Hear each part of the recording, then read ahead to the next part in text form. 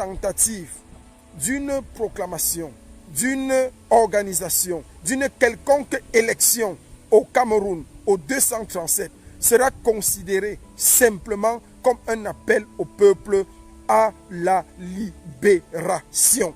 Donc ce que les uns et les autres appellent insurrection, ce que les uns et les autres tentent de vouloir faire passer pour une insurrection, pour un appel à l'insurrection de Maurice Kamto, nous appelons ça l'appel de la résurrection, l'appel de la libération. C'est tout.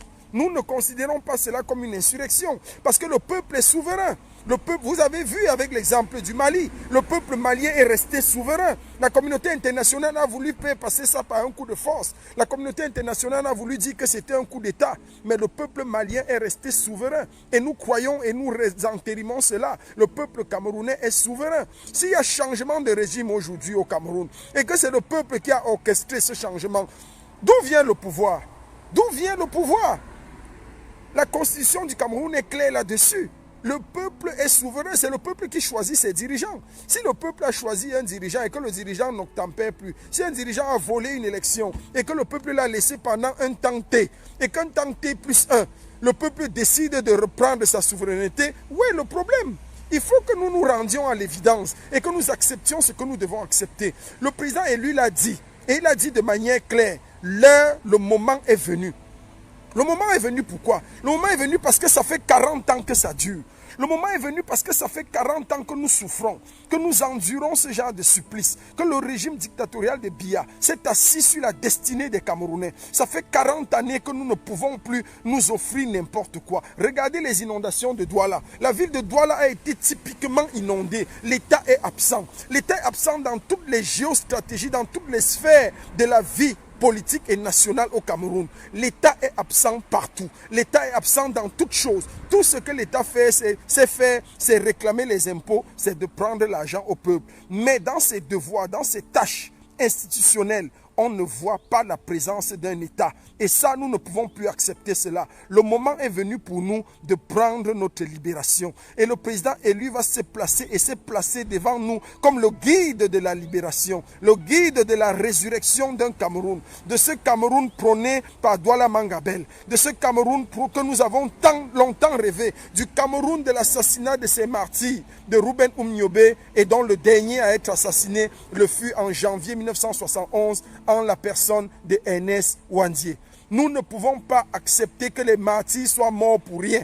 Nous ne pouvons pas accepter de continuer dans un Cameroun où les martyrs ont été sacrifiés par des colons, par les Français, et qu'aujourd'hui, nous ne pouvons pas honorer leur mémoire. Aujourd'hui, nous voulons une réelle indépendance, une réelle liberté.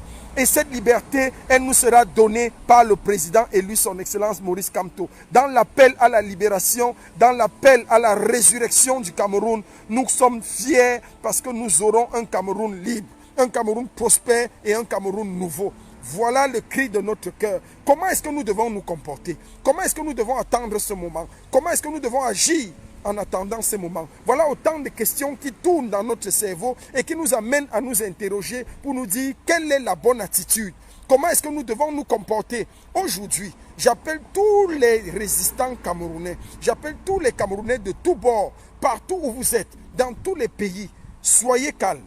L'heure n'est pas à la spéculation, l'heure n'est pas à la tergiversation, l'heure est à la colère qui devrait rejaillir à l'intérieur de nous, qui devrait ressortir de l'intérieur de nous pour crier notre frustration, pour crier notre indignation, pour crier notre mécontentement. Oui, nous sommes mécontents. Ça fait 40 ans que ça dure. Ça fait 40 ans qu'un groupe de voyous, de bandits s'est assis sur la destinée du Cameroun. Et nous avons décidé de ne pas les laisser continuer à nous spolier, à briser nos rêves, à briser notre jeunesse, à briser notre vieillesse et à briser nos vies. Non, nous avons décidé que ça ne continuera pas ainsi. Alors, le président élu s'est placé devant nous pour nous conduire dans la libération. J'ai suivi l'interview de la jeune avocate du MRC, Mispa, cette femme, cette dame, qui a montré ses baskets et qui est prête. Elle-même, elle a dit de manière claire et précise, je suis prête, j'ai acheté mes baskets et nous sommes prêts, nous allons courir.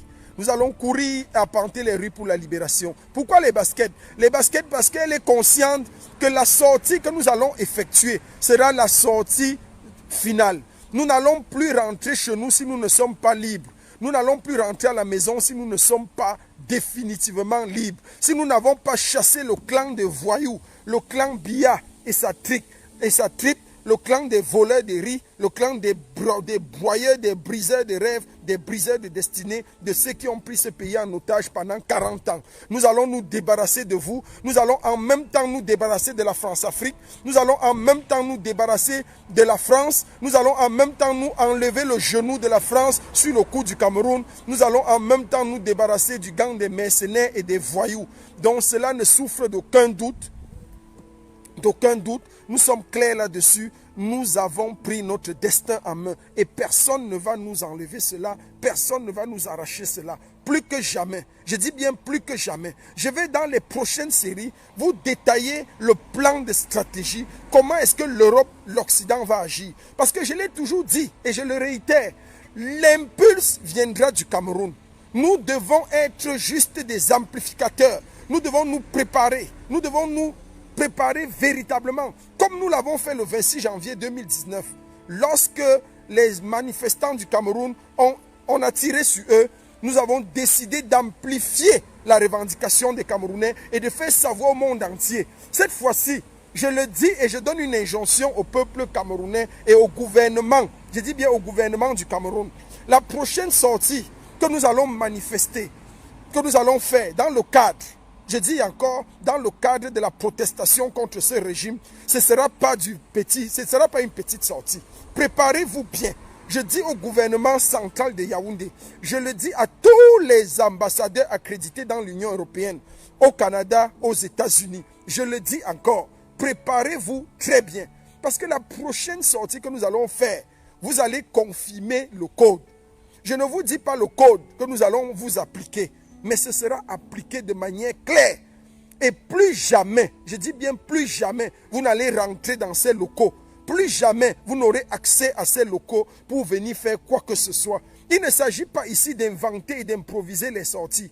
Il ne s'agit pas ici de faire n'importe quoi. Donc, il s'agit ici pour nous de continuer de nous mettre dans une posture où nous devons nous positionner comme étant des acteurs de la libération. Nous ne devons pas être des acteurs de la spéculation. Nous devons cesser d'être des acteurs du fanfaronisme et de la fanfaronnade. Nous devons cesser d'être des acteurs du matu vu et du voyeurisme. C'est fini le temps là. Le président lui a donné une injonction claire. Dès que le mouvement est déclenché au niveau du Cameroun, ce que nous avons à faire, c'est amplifier cela. Et pour amplifier cela, on va mettre hors d'état de nuit tout ce qui sera emblématique de l'État ou représentatif de l'État du Cameroun dans nos pays respectifs et partout où nous sommes. C'est de ça qu'il est question. Parce que cette sortie sera la dernière sortie. Nous devons optimiser là-dessus. Nous devons capitaliser sur cette sortie. On ne va pas passer une vie à faire la révolution. Ceux qui ont fait 40 années de révolution, je suis désolé, c'est une bonne chose, c'est un palmarès. Mais moi, je ne suis pas entré dans cette révolution pour faire 40 années. Je n'ai pas envie de faire 40 années. 2 années, c'est trop. 2 années, ça m'a largement épuisé. C'est 2 années de ma vie qui ont été sacrifiées. C'est 2 années durant lesquelles j'ai sacrifié l'éducation de mes enfants. J'ai sacrifié mes programmes. J'ai sacrifié mon salaire. J'ai sacrifié ma voiture. J'ai sacrifié tout. Et chacun de nous a sacrifié quelque chose. Chacun de nous continue à payer le lourd tribut. Si quelqu'un me dit que ce combat-ci ne l'a pas brisé, si quelqu'un me dit que ce combat-ci, pendant 2 ans, n'a pas essoufflé la personne, je vais dire la personne est un menteur. La personne est une menteuse, autant pour moi. Cet individu est un menteur. Parce que ce combat en 2 ans nous a épuisés. Et qu'est-ce qu'il est mieux de faire lorsqu'on est intelligent? Lorsqu'on est intelligent, si on a bataillé pendant 2 ans, à un moment donné, ce qu'on peut faire, c'est capitaliser sur une victoire. C'est capitaliser sur une bataille. Maintenant, la bataille qui s'annonce est une bataille décisive. Ce que nous pouvons faire, c'est la capitaliser. C'est fini avec cette bataille définitivement. C'est optimiser de telle enseigne qu'elle soit pour nous la dernière bataille, la bataille qui nous consacre la victoire définitive. Et c'est ce que nous devons faire. Et c'est ce que nous devons envisager si nous sommes intelligents. Parce qu'il ne sera pas bon pour nous de continuer à lutter indéfiniment. Nous avons vu le Mali. Le Mali est sorti. Et en quelques jours, le Mali a renversé son tyran. C'est vrai, le Mali était appuyé par l'armée malienne. Qui sait? Aujourd'hui, les informations sont claires. Les chefs de l'armée au Cameroun nous confirment tous les jours dans nos inbox qu'ils ne tireront pas sur le Cameroun. Ils ne tireront jamais plus sur les Camerounais. C'est clair là-dessus. Les Camerounais vont sortir, ça c'est clair. Et personne ne va tirer sur eux. L'armée sera acclamée parce que l'armée sera le vecteur même de la libération du Cameroun. C'est une armée patriote. Et elle a juste, pendant longtemps, à coup de francs CFA, des millions et des dizaines de millions de francs CFA, des milliards de francs CFA, essayé de servir un régime. Mais je vais appeler ici les leaders de l'armée camerounaise, les généraux, les colonels. Vous n'êtes pas au service d'un clan.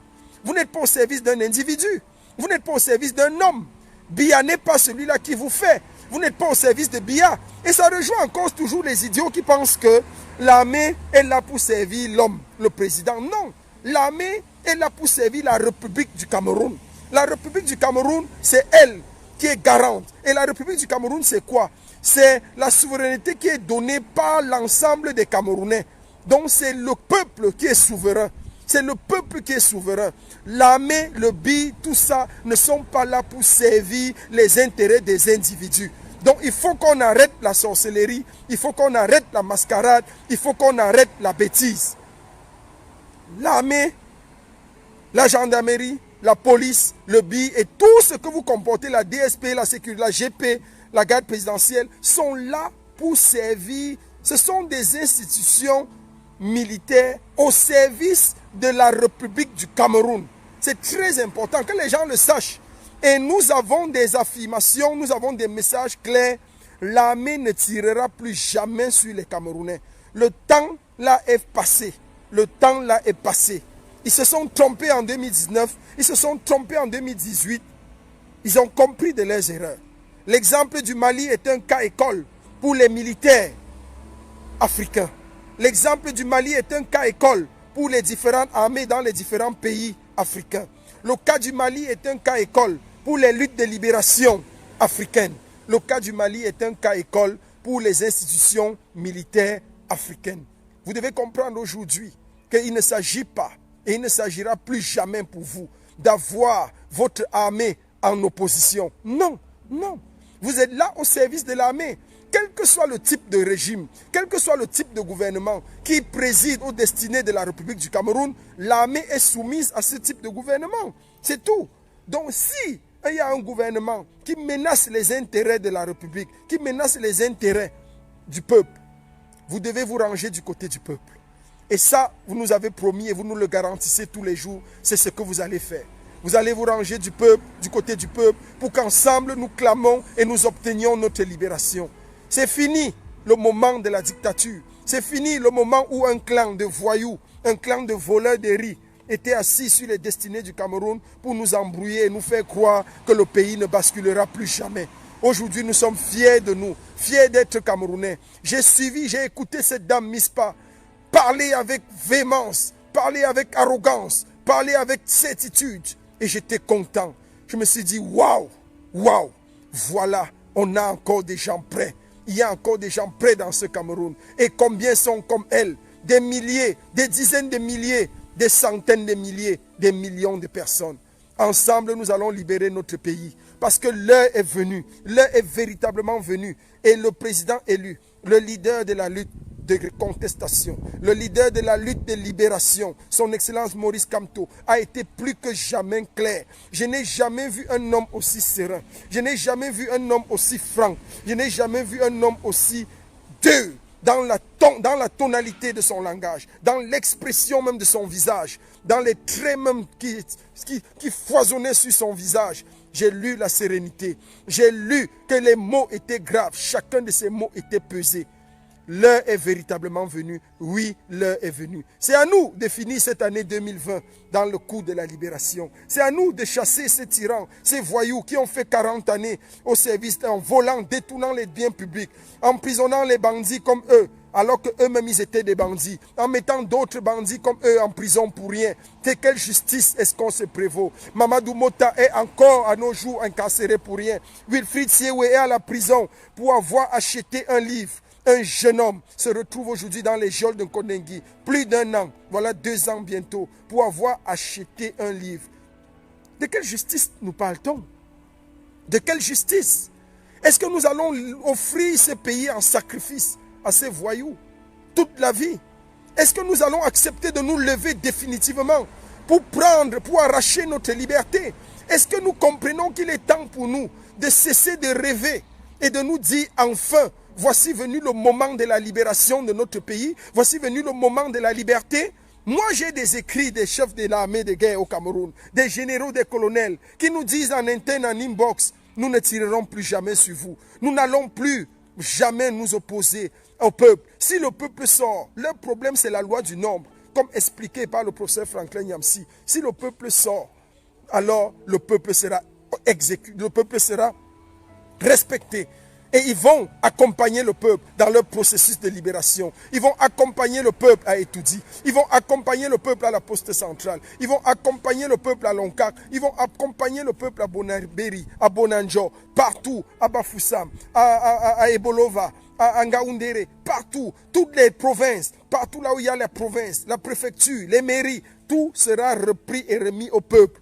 Et nous attendons ce jour de la libération où le peuple plongera pour une fois dans les piscines d'Etoudi, dans les eaux Tanguy, dans lesquelles se sont baignés pendant 40 années le tyran et sa clique de voyous. Oui, nous entrerons à Etoudi. Et ce jour, nous y serons tous. Moi-même, je serai de la partie. Nous y serons tous. Quand viendra le moment de la libération, vous ne serez pas seuls. Nous sommes en train de calculer. Lorsque le président lui donnera l'assaut, nous serons tous ensemble. Nous serons tous ensemble, peuple camerounais. Soyez rassurés, vous ne serez pas seuls. Nous-mêmes, on calcule cet instant. Vous imaginez un instant où le peuple est en train de clamer sa libération et que nous soyons ici en Europe? Non, j'aimerais marcher moi aussi dans les rues de la poste centrale avec vous. Je serai là avec vous lorsque nous entrerons à Etoudi pour dire à Biya, enfin nous avons récupéré ce qui nous revient de droit. Voilà le palais du peuple qui a été construit par un homme à Idjo qui n'y a jamais séjourné. Biya, qu'est-ce que tu as fait? Montre-nous ce que tu as construit en 40 ans. Tu es entré dans un palais qu'un homme a construit en 40 ans. Toi, tu as fait quoi? Comment un homme peut être aussi feignant toute sa vie? Comment un homme peut être aussi feignant et aussi inutile toute sa vie? Inutile pour sa famille, inutile pour lui-même, inutile pour ses enfants, inutile dans sa culture même de son pays. Voilà Biya qui à Lyon dit que le Cameroun est une colonie française et anglaise. Voilà un chef d'État. Voilà quelqu'un qui est littéraire, qui est supposé avoir fait des études de lettres, qui est supposé être cultivé, qui est supposé être instruit, qui est supposé être intelligent. Voilà un vieillard sénile, malade, débile, qui ne connaît même pas l'histoire du pays qu'il administre pendant 40 ans.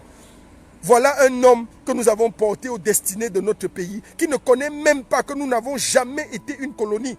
Biya, il faut-il te le rappeler ici? Quels sont tes stratèges? Qui sont tes conseillers? Donc tu ne connais pas que le Cameroun n'a jamais été une colonie? Le Cameroun a été sous mandat. Le Cameroun a vécu sous l'Allemagne. Avec l'Allemagne, nous avions eu des accords de protectorat. C'était des accords signés par Douala Mangabel. Nous avons eu des accords avec l'Allemagne. On n'a jamais été une colonie allemande. C'était des accords.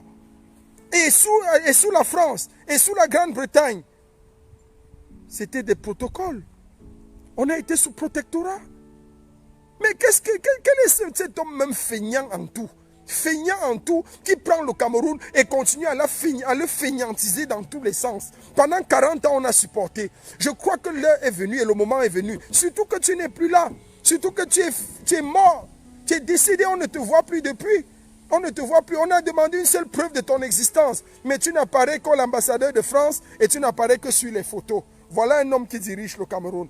Bon, je crois que le moment est venu pour nous, Camerounais, de nous affranchir de cette tyrannie. C'est un homme qui ne connaît rien. C'est un homme qui ne connaît même pas son propre pays, qui ne connaît pas le Cameroun. Déjà, est-ce que Biya a aimé le Cameroun un jour? Vous voyez un homme qui n'est même pas capable d'aimer ses propres enfants, qui n'est pas capable d'aimer sa propre descendance. Comment est-ce qu'il va aimer le Cameroun? Biya aime qui? Il aime qui? Il a tué Jeanne Irène. Vous croyez qu'il aimait Jeanne Irène? Vous croyez que c'est Chantal Biya qui l'a aimé? Non! Cet homme n'aime personne. Cet homme n'aime personne. La seule chose qui a intéressé Biya de tous ces 40 années, c'était son pouvoir. C'était son pouvoir. Biya a allé jusqu'à retirer les passeports aux enfants d'Aïdjo. Ils n'ont plus été capables de fréquenter en France. Ils étaient sans papier. Les enfants d'un chef d'État qui t'a donné gracieusement le pouvoir, qui t'a remis le pouvoir. Tu as fait de ces enfants des sans papier. Pourquoi? Voilà un homme comme ça qu'on a porté pendant 40 années, qui a été inutile en tout et pour tout.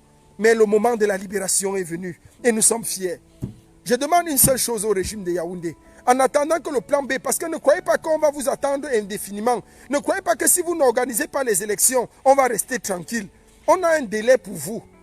Passez un délai, le délai que nous avons pensé. Si vous n'organisez pas les élections, passez ce délai. Nous passons à l'étape suivante, qui est l'étape radicale. C'est-à-dire celle qui va consister à nous libérer par force. Donc on ne peut pas, ce qui est sûr, c'est que vous ne pouvez pas finir l'année là avec nous. On va vous faire, et on va faire quelque chose qui va changer le destin du Cameroun, qui va changer le destin de la lutte de résistance, qui va changer le destin des Camerounais. C'est ce que nous avons à faire, c'est ce que nous allons faire. Rien ne pourra plus jamais être comme avant. Que cela soit clair pour tout le monde. Rien, je le dis encore, rien ne sera plus jamais comme avant d'ici la fin de cette année.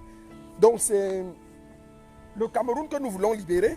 C'est le Cameroun que nous sommes en train de libérer et c'est pour le bien du Cameroun, c'est pour le bien des Camerounais. Première certitude que nous avons jusqu'à présent et que je le dis à tous les Camerounais, l'armée nous rassure qu'ils ne tireront plus jamais sur la population. Ils ne vont plus tirer sur les gens qui vont sortir manifester. Eux-mêmes, ils sont fatigués.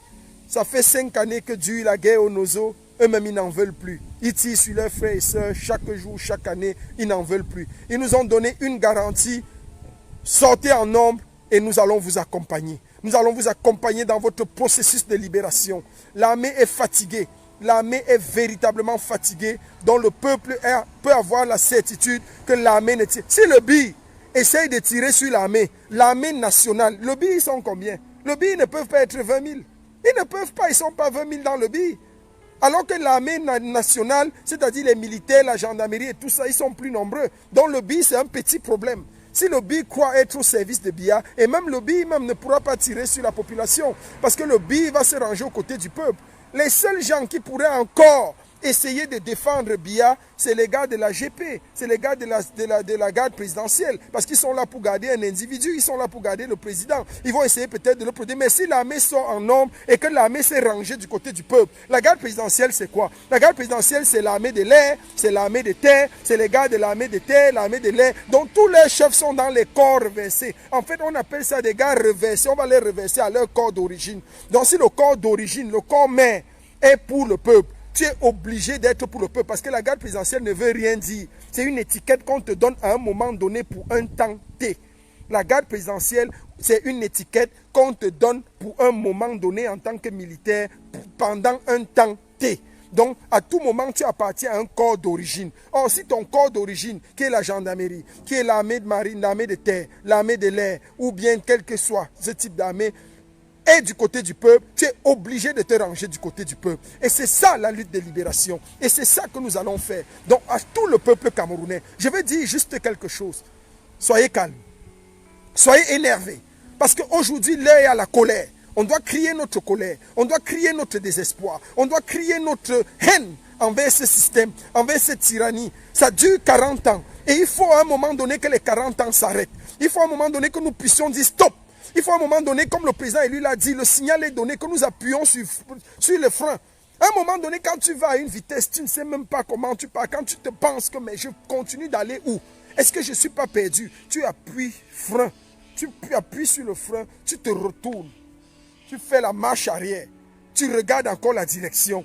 Et il est temps pour nous d'appuyer sur le frein, de se nous retourner, de dégager Biya et sa clique de voyous et de donner un nouvel élan à notre pays, de donner une nouvelle direction à notre nation, de donner une nouvelle dynamique à notre peuple, de donner un nouvel espoir à nos populations. Elles en ont besoin. Regardez Douala, comment Douala a été inondé. Il n'y a personne au secours des peuples. Biya, où es-tu? Où est ta clique de voyous et de voleurs de riz? Jusqu'à quand vous allez prendre ce pays en otage? Jusqu'à quand vous allez maltraiter ces populations? Donc nous sommes nés pour souffrir. Nous sommes nés pour souffrir. Nous sommes nés pour souffrir. Nous n'avons connu que toi. Nous n'avons connu que ton système laid, nauséabond, mécréant, inutile, stupide, vampirique. Jusqu'à quand va-t-on accepter cela? À un moment donné, nous avons dit non. Nous, la jeune génération, nous avons dit non. Nous ne pouvons pas continuer. Nous n'allons pas te sacrifier nos enfants. Nos parents ont souffert sous ton joug. Nos parents ont souffert sous ton idéologie. Mais nous disons non. Tu as fait assassiner Ernest Wandier. Tu as fait assassiner Félix Roland Moumié. Oumniobé. Tous ces gens ont été assassinés. Mais nous disons non. Nous ne voulons pas continuer sous ces jougs-là. Nous voulons notre libération. Et nous allons obtenir notre libération. Coûte que coûte.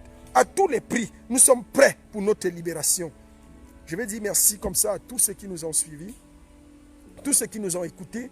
C'est des cris d'appel comme ça pour expliquer, pour élucider, pour recadrer, pour recentrer la pensée du président élu. Et ceci va sans dire qu'il faut faire très attention. Je le dis encore, à tous les potentiels et éventuels leaders de la diaspora, l'heure n'est pas à la distraction. Je le dis, l'heure n'est pas les appels qu'on voit de partout là. Ce n'est pas le moment d'appeler les gens à commencer à épuiser leurs énergies. C'est le moment d'être vigilant. C'est le moment d'écouter plus le son du Cameroun. Le ton viendra du Cameroun. Je le dis encore, le ton viendra du Cameroun. Nous serons juste des amplificateurs. Nous serons juste des accélérateurs. On n'a rien à faire ici maintenant. Pourquoi? Parce qu'il nous faut un motif. Il nous faut un mobile. Il nous faut une astuce, il nous faut un mobile. Le mobile est très important. Même dans les enquêtes criminelles, lorsqu'on cherche le tueur, on cherche d'abord le mobile. Qu'est-ce qui peut l'avoir poussé à tuer? Lorsqu'on a identifié un mobile, alors on peut facilement identifier les potentiels assassins. C'est la même chose. Maintenant, lorsqu'on aura le mobile, on sera justifiable. On sera justifiable. On sera justifiable parce que ça fait 40 années que nous avons supporté. Et maintenant, on veut l'alibi, le seul petit alibi, le déclenchement. Même si c'est une étincelle qui est allumée, nous allons verser l'essence sur l'étincelle, sur le tout petit feu là. La diaspora sera comme l'essence. Nous allons arroser ça avec des citernes et des citernes de zoisois. Et ça va prendre une allure que vous n'aurez pas imaginée. C'est ça notre rôle. Mais tout doit partir et tout partira de notre cher et beau pays. Voilà l'enjeu et la description de ce qui doit être fait et de ce qui sera fait. Je le dis encore ici, en tant que général de la lutte de libération de la révolution camerounaise, que Dieu bénisse le Cameroun, que Dieu maudisse à jamais les dirigeants qui sont assis sur la destinée des Camerounais, qui écrasent la vie des Camerounais, qui amènent les Camerounais à vivre dans la fainéantise, dans la misère, dans la dépravation, tous les jours pendant 40 années. Que vous soyez maudits avec vos enfants. C'est pour ça que vous pouvez faire des zinzins, des toc-toc, des malades partout, parce que c'est le jugement de Dieu qui s'abat sur vous. Vous ne pouvez pas prendre en otage un pays comme ça et l'écraser, l'asphyxier, et croire que vous serez toujours heureux, que vous serez épargné et que nous allons continuer de vous regarder et de vous laisser faire. Non, cela ne se peut pas. Non, cela n'a trop que duré. Il faut à un moment donné que ça s'arrête. Et l'heure est venue où ça va s'arrêter. Maurice Kamto a donné une injonction claire et nette. Nous allons l'écouter, nous allons obéir, mais nous avons la certitude, déjà plein. Dans l'inbox, nous avons beaucoup d'appels, beaucoup de messages de l'armée camerounaise, des dignitaires, des responsables de l'armée camerounaise qui nous disent « nous n'allons pas sortir ». Même des sous-officiers, ils nous disent « nous n'allons pas donner les ordres ». Même vous, soldats, si on vous donne les ordres, dites non, c'est fini. Le peuple a pris sa souveraineté. Biya, son clan et toute sa clique et tout ce clan de voyous, de brigands, de voleurs de riz parfumés seront chassés définitivement du Cameroun. Ils iront en Centrafrique, ils iront au Tchad, ils iront en Guinée équatoriale, ils iront partout, mais ils seront chassés du Cameroun. Et ceux qui seront arrêtés seront enfermés et nous allons avoir notre souveraineté. Et la France également, la France, notre ennemi de toujours, sera également chassée par des manières plus claires, plus conventionnelles, parce que nous avons des accords que nous allons respecter, mais nous allons nous défaire de ces accords par la voix du peuple. Et le peuple est souverain. Et rien ne va nous empêcher de prendre définitivement notre liberté. Parce que si nous nous libérons aujourd'hui pour chasser seulement Biya et sa clique, pour mettre un autre type de système au pouvoir, on n'aura pas, ça n'aura servi à rien. Ce sera comme un gré à gré.